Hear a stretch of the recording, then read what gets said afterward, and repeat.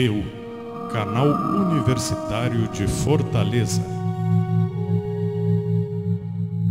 Olá, amigos! O programa Boas Práticas de Gestão recebe o advogado, professor, especialista em direito eleitoral e escritor Djalma Pinto.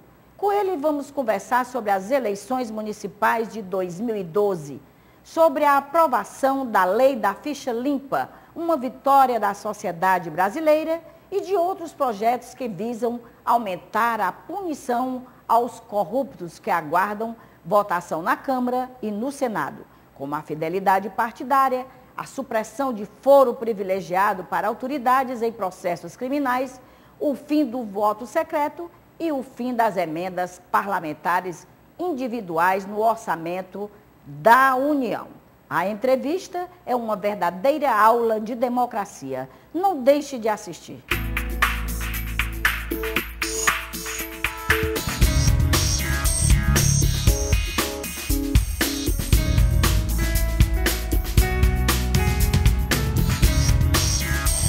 Apoio cultural, Aspec Informática, a marca da evolução na administração pública. Revista Ceará e Municípios, há 15 anos integrando a capital com o interior.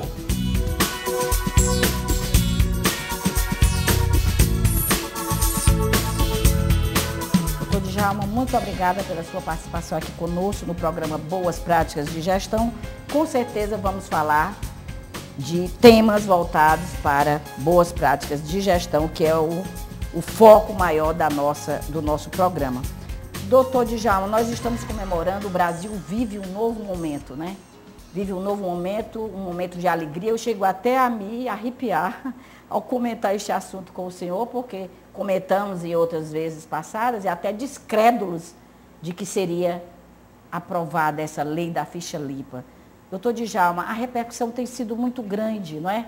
O Brasil inteiro tem discutido isso, dessa questão da seletividade política, né? Ela vai trazer uma seletividade política. Eu gostaria que o senhor abrisse o nosso programa falando da importância dessa lei e depois nós falaremos também das aberturas que ainda poderão ter. Silvana, essa lei, ela é fruto realmente de uma iniciativa popular. Exato. O povo brasileiro percebeu que havia distorções graves no exercício da representação política. E como autêntica reação a DPF número 144, que o Supremo Tribunal Federal julgou, consagrando o princípio da presunção de inocência até o trânsito em julgado da decisão penal condenatória.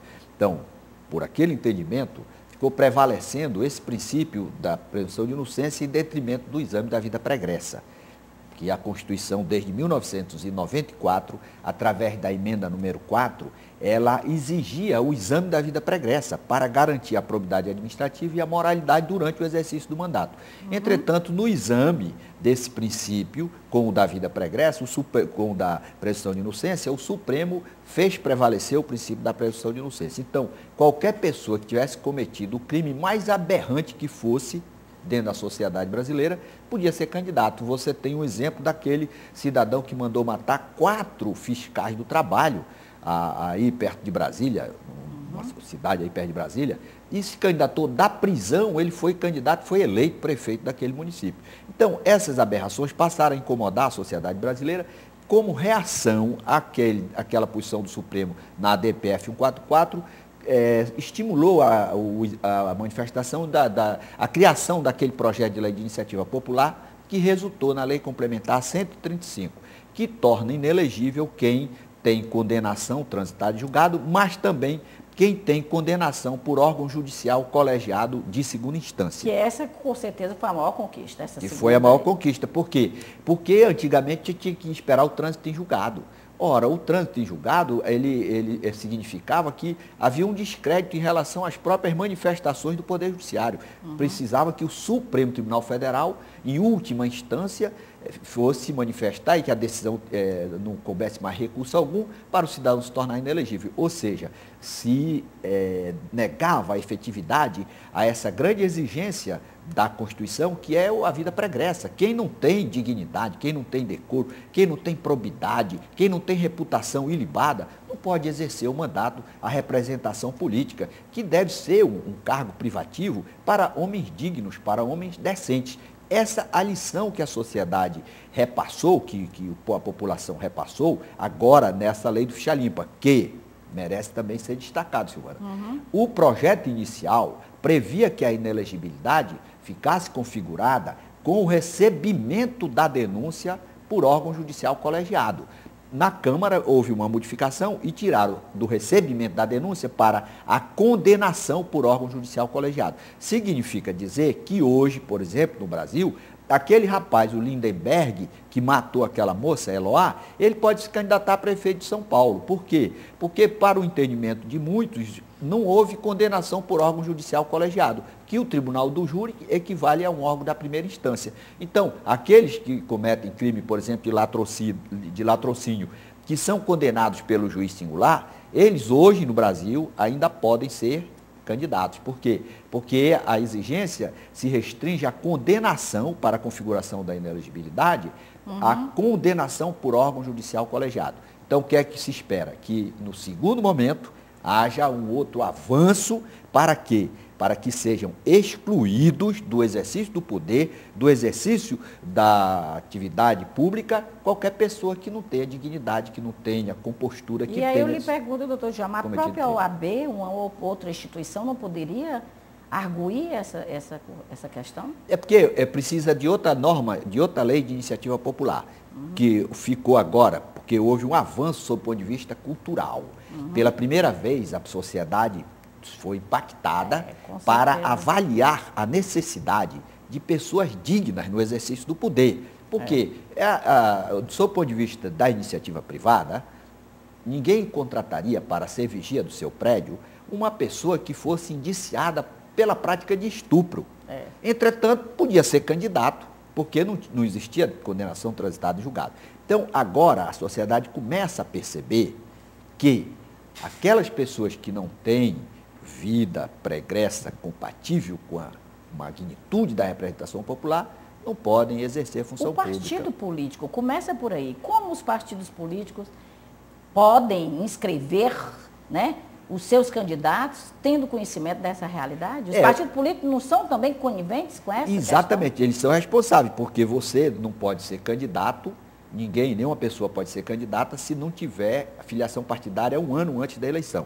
Então, o partido, ele deveria fazer essa triagem. E se o partido fizesse essa triagem, se houvesse essa resistência à participação no processo eleitoral de pessoas que tivessem praticado crime, não haveria nem necessidade da lei do ficha limpa. Entretanto, por mais paradoxal que pareça, aquelas pessoas que são mais praticantes de ilícitos, sobretudo no exercício de função pública, são aquelas que têm mais voto.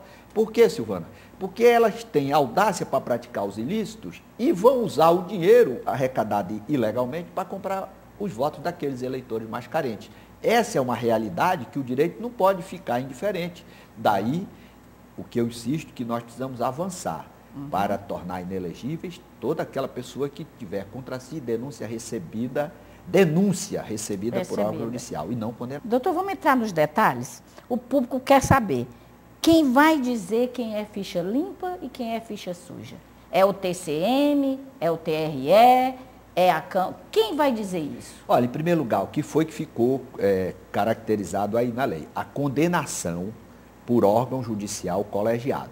Então, aquela pessoa que tiver uma condenação por um crime que não seja, por exemplo, crime culposo, nem crime de menor poder ofensivo, potencial ofensivo. O que é o crime de menor potencial ofensivo? Sim. Aquele que a condenação seja até 2 anos. Quem foi condenado até 2 anos de prisão, esse crime ele está excluído da caracterização de ficha suja. Por outro lado, quem tiver conta desaprovada por irregularidade insanável, em julgamento definitivo pelo órgão competente e por... Em julgamento definitivo? Definitivo, pelo Tribunal de Contas, por exemplo. E que o motivo da desaprovação seja uma improbidade dolosa, entendeu? Então, irregularidade meramente formal. O que é improbidade dolosa? Improbidade dolosa, por exemplo, você disse que fez a estrada com 10 quilômetros. o tribunal foi lá e constatou que só havia 2 quilômetros de estrada. Houve desvio. Fraudes em licitações. Esses atos que importem prejuízo, danos ao poder público ou enriquecimento ilícito, que estejam configurados, então essa pessoa está sem credenciais para exercer o mandato eletivo. Então, essa relação que vai chegar ao Tribunal Regional Eleitoral, ela vem do TCM? Quando se tratar de gestor, que teve contas examinadas pelo Tribunal de Contas. Quando se tratar de uma pessoa comum que... Da pessoa comum, quando é que ela vai estar inelegível? Quando ela, por exemplo, ela era um médico. O médico ele foi excluído, proibido de exercer a profissão, foi excluído do quadro lá do Conselho Regional. Conselho, pela prática de irregularidade que ele cometeu no exercício da sua profissão. Ele estará inelegível por 8 anos, salvo se ele for para o Poder Judiciário e conseguir lá uma tutela antecipada ou uma cautelar. Vale para qualquer entidade de classe. Qualquer cidadão que for excluído da sua associação profissional, OAB, CREA, etc., ele estará também inelegível. Aqueles servidores que forem demitidos a bem do serviço público, pela prática de irregularidade, de crime contra a administração pública, por exemplo, independentemente da condenação. Tem muitos secretários aí nessa situação. E também estarão inelegíveis por 8 anos.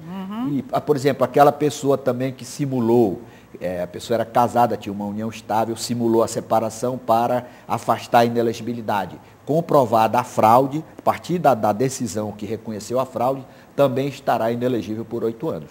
Então, a lei, ela enumera de forma exaustiva a Lei Complementar 135, que se incorporou à Lei Complementar 64/90, ela traz a relação exaustiva daquelas hipóteses, além da Constituição, que são os parentes até o 2º grau dos chefes do Poder Executivo e também dos analfabetos e os praças, os garotos que estão servindo o Exército, servindo compulsoriamente, obrigatoriamente o serviço militar. Doutor Djalma, e os prefeitos afastados, mas ainda com o processo transitando em julgado, eles podem, assim mesmo, registrar as suas candidaturas? É interessante essa questão, Silvana, porque o prefeito que está afastado, por exemplo, ele não houve ainda decisão. Se ele estiver afastado, por exemplo, por uma decisão de órgão judicial colegiado, por decisão do tribunal, aí ele pode ser considerado inelegível. Mas se for apenas pelo juiz singular, não existe ainda a confirmação do tribunal, de forma até certo ponto paradoxal, mas pelo teor da lei ele estará elegível. No caso dos caçados, então, não se fala mais. Não, aí os caçados, quem tiver sido caçado já por decisão de órgão tribunal colegiado ou decisão transitada em julgado, aí eles estarão inelegíveis por 8 anos. Por 8 anos. Doutor, agora tramita também no Tribunal Superior Eleitoral uma decisão para que os gestores caçados, paguem as despesas das próximas eleições. O desembargador Ademar Mendes Bezerra, presidente do Tribunal Regional Eleitoral, esteve aqui conosco e achou muito justa essa proposta, porque diz ele que é uma forma de correção quando dói no bolso, as pessoas realmente servirá de lição. Essa proposta, no seu entendimento, já foi aprovada e qual é a sua visão sobre ela? Olha, existem alguns casos já de ações que estão tramitando, inclusive na Justiça Federal. O cidadão vai participar do processo eleitoral. O processo eleitoral, quando você vai ser investido num cargo público, você faz um concurso, presta o concurso numa concorrência com os demais candidatos. Você recebe o programa e vai estudar as matérias e tal. No caso do processo eleitoral, você vai submeter o seu nome à avaliação do eleitorado. Então, existem normas, existem regras que objetivam garantir o quê, Silvana? A igualdade na disputa, para que todos possam concorrer de forma isonômica. Então, tem aquelas pessoas que são deturpadas ou que têm condutas deturpadas, que não sabem o alcance da representação popular, não têm noção da finalidade do mandato. Essas pessoas costumam macular o processo eleitoral, comprando voto, dando emprego com caráter fisiológico para o eleitor, ou então usando o poder de comunicação social. Então você tem captação ilícita de sufrágio, você tem gastos irregulares no processo, uma série de ilícitos que desequilibram a normalidade do processo eleitoral. Então o que acontece? o Ministério Público, os partidos, as coligações ou os próprios candidatos denunciam essas irregularidades e, uma vez comprovadas essas irregularidades ou o comprometimento da normalidade do processo eleitoral, há então a cassação desses mandatos. Ora, vai ser então, muitas vezes, quando a nulidade ou a anulação dos votos ela atinge mais da metade da votação, é a necessidade de uma nova eleição. Uma eleição é cara. Quem vai pagar essa nova eleição? Os cidadãos, toda a população, que é o custo da democracia. Você não acha que o partido também deveria... Então, isso é uma opção que o partido, o candidato, todos os envolvidos na prática da ilicitude devem arcar com o custo da nova eleição. Inclusive, existem juízes federais aí mandando abrir o prazo para que os eleitores que foram prejudicados, o cidadão sai da sua casa, passa a manhã do domingo numa fila, depois não anular a eleição, por quê? Porque o candidato fulano e tal comprou voto. Aí há um entendimento de alguns juízes que isso caracteriza um dano moral para o eleitor. E os juízes estão abrindo para que o eleitor vá também cobrar o seu dano daquele que já causou realmente... Então essa lei já está valendo? Não existe lei ainda não. Existe o quê? Aquele que causa dano tem que reparar. Então, a União vai suportar o dano. O que é que a União está fazendo? Quanto foi o custo da eleição? Aí ela está entrando com a ação, a Advocacia Geral da União, entrando com a ação para cobrar daqueles que tiveram a sua ilicitude comprovada perante a Justiça Eleitoral. Isso atinge também o vice-prefeito? Não, atinge o vice, ele é afetado, se ele tiver cometido a irregularidade, comprado voto ou utilizado a máquina administrativa para macular o processo eleitoral, ele também estará envolvido. Agora, isso aí, Silvana, precisa outra reflexão. É que precisamos melhorar ou aprimorar a forma de acesso na Justiça Eleitoral. Porque a Justiça Eleitoral ela é uma justiça como que emprestada. Os juízes, no caso aqui dos tribunais, os juízes são juízes federais, membros dos tribunais dos estados e juízes estaduais. E também advogados, juristas indicados lá pelo tribunal. Então nós temos que aprimorar isso aí, porque essa composição, qual é o critério? O presidente, ele nomeia por indicação do tribunal, o Tribunal de Justiça indica para o Tribunal Eleitoral encaminha os nomes e o presidente então escolhe um. Qual é o critério? Então nós precisamos, a sociedade precisa ficar mais vigilante. Por quê? Porque essa posição da Justiça Eleitoral é fundamental hoje. Quem são os membros da Justiça Eleitoral? Tem que exigir, você vai exigir o ficha suja, excluir o ficha suja, então o juiz também tem que ter ficha muito limpa. Não pode pairar nenhuma dúvida, porque a democracia está repousando, em última análise, também na mão dos julgadores eleitorais. E, inclusive, precisamos avançar, porque existem posições excluindo de apreciação do CNJ essas posições do Tribunal Eleitoral, da Justiça Eleitoral. Então, o que a nação precisa avaliar e precisa avançar para que o CNJ também fiscalize os procedimentos, as condutas lá no âmbito da Justiça Eleitoral. Para quê? Garantir transparência absoluta naquele ponto que é vital para a nossa democracia. Aliás, houve uma polêmica enorme, né, ultimamente, sobre essa questão da interferência, né, do Supremo junto à CNJ. Doutor Djalma, além da constitucionalidade da lei da ficha limpa, houve assim uma outra mudança importante na legislação eleitoral deste ano? Olha, a legislação desse ano, ela praticamente não alterou. Ela tem a Lei 12.034, lá de 2010, que trouxe já algumas alterações e que foram bem incorporadas para esse ano. Que a grande novidade seria essa validade, a aplicação ou não dessa lei complementar 135, que não pôde ser aplicada em 2010, por isso o senador Jader Barbalho está aí, na minha avaliação, de maneira muito equivocada pelo Supremo Tribunal Federal, que ficou aguardando vários meses para que um juiz fosse nomeado, um membro da Suprema Corte, para dizer se a lei era constitucional ou não, se o Jader Barbalho, aliás, podia ou não assumir lá o mandato, quando você tem na Constituição a exigência da chamada reserva de plenário para o exame da constitucionalidade, da decretação da inconstitucionalidade da lei, exigindo maioria absoluta do tribunal para que a lei seja declarada inconstitucional. No caso lá, houve empate de 5-5, a lei não era inconstitucional, até porque desde 1994 O Brasil evoluiu, inseriu na Constituição essa emenda, mandando examinar a vida pregressa. Nós temos consagrado lá na Constituição o princípio da exigência da vida pregressa compatível com a magnitude da representação popular. Então você tinha que fazer uma ponderação de valores entre o princípio da exigência da vida pregressa e o da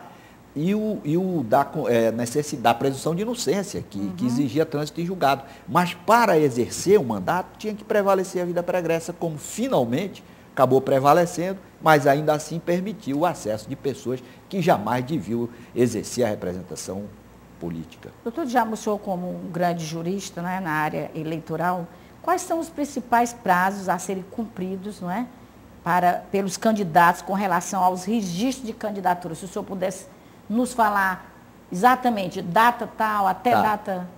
Olha, as convenções, elas vão de junho, elas vão do dia 10 de junho ao dia 30 de junho.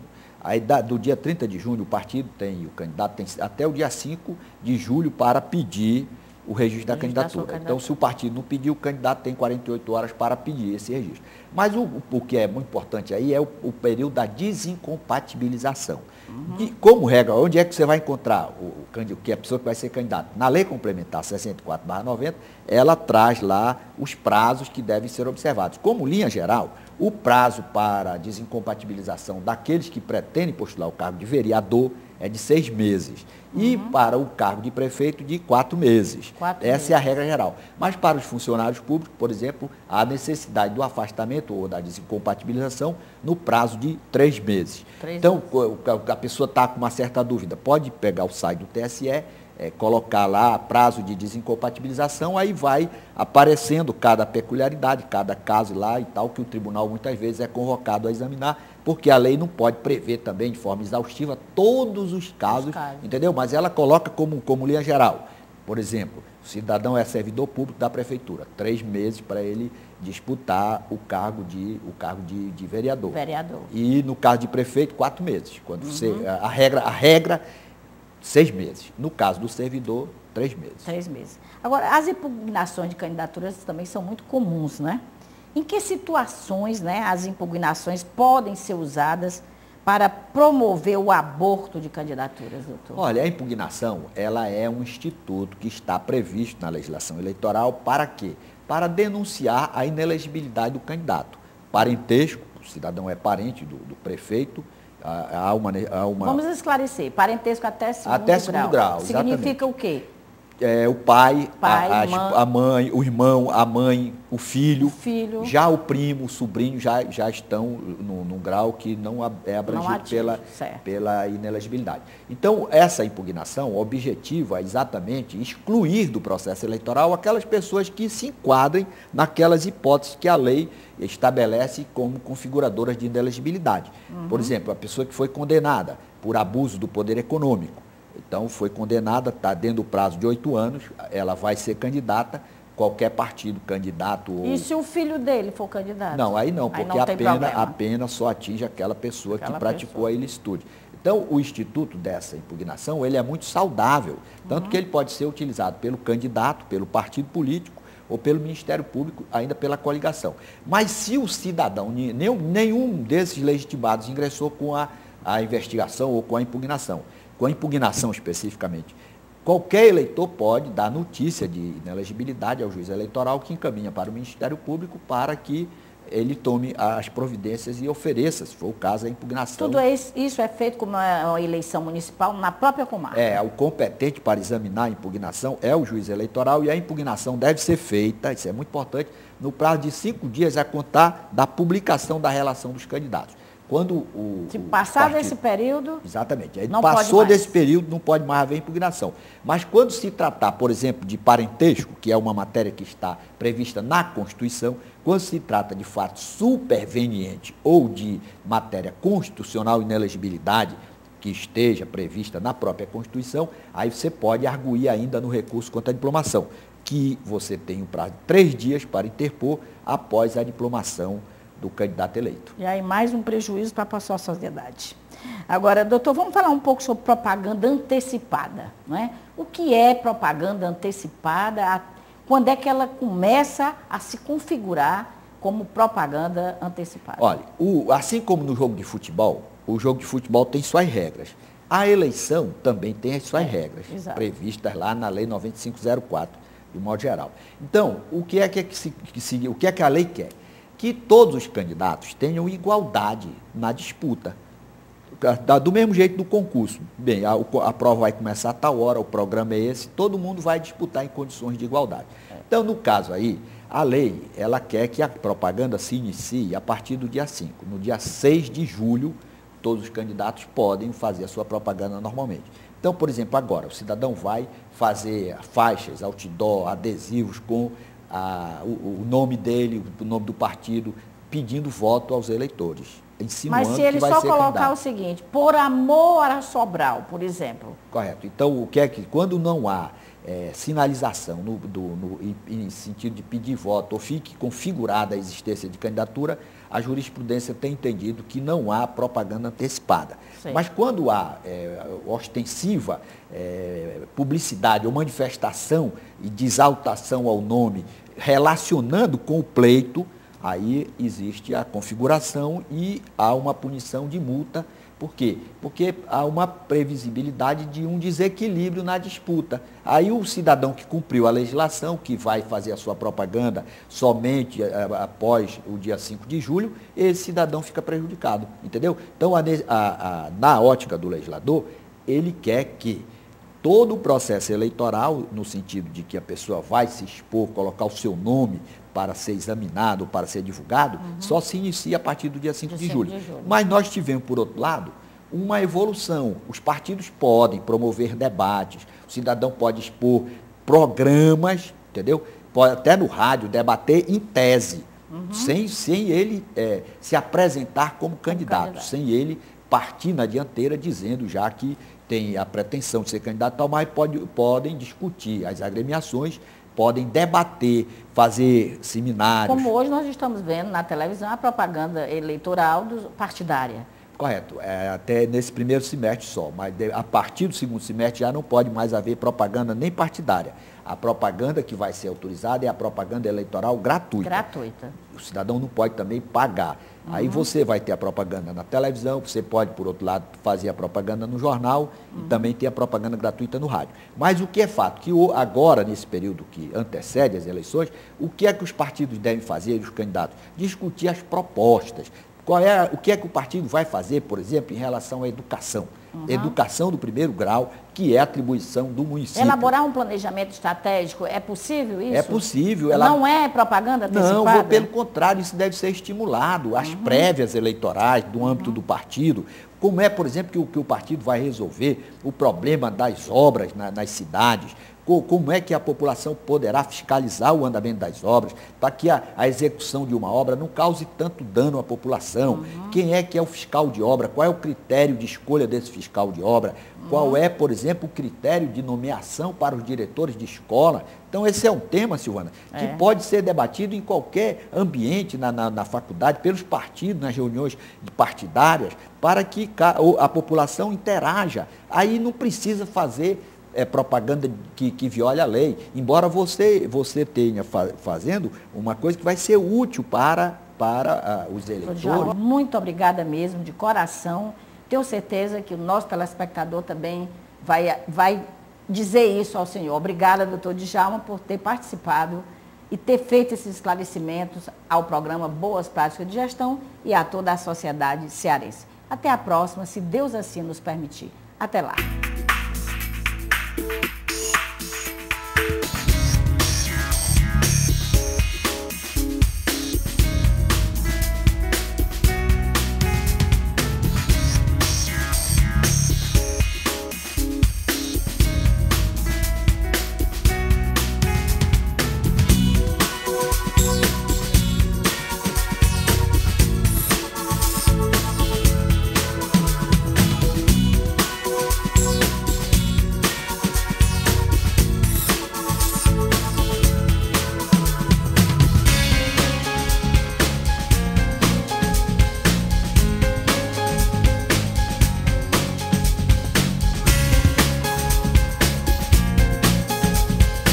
Apoio Cultural, Aspec Informática, a marca da evolução na administração pública. Revista Ceará e Municípios, há 15 anos integrando a capital com o interior.